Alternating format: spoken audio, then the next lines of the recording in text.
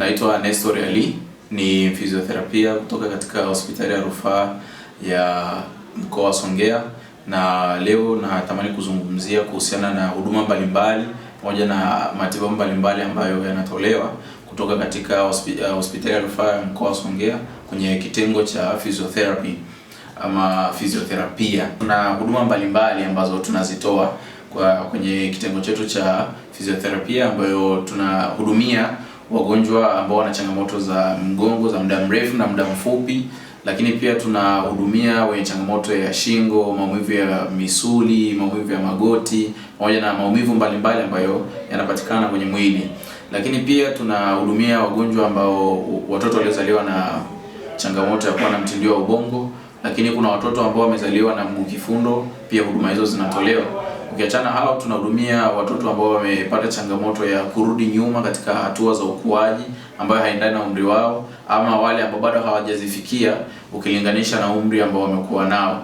Pia tunatoa huduma kwa wale watu wazima ambao walipata changamoto ya stroke ama kiharusi kwa Kiswahili, lakini tunatoa huduma kwa changamoto ya kupooza Kiswahili rahisi ambacho kinaweza kueleweka.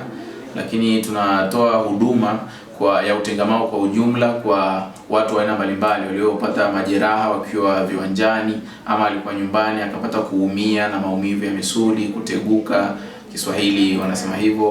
Huduma hizo zote zinatolewa.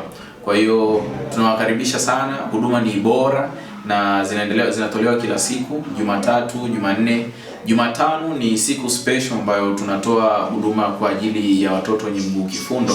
Kwa hiyo watu wazima kwa asilimia kubwa hatuwahudumii kwa siku hiyo. Tunahudumia hawa watoto wenye mguu kifundo, ndio siku rasmi ya kliniki yao. Kwa hiyo tunaendelea na Alhamisi na Ijumaa ni siku ambazo tunaendelea kutoa huduma kwa wagonjwa wote ambao wanaweza kufika katika kliniki yetu.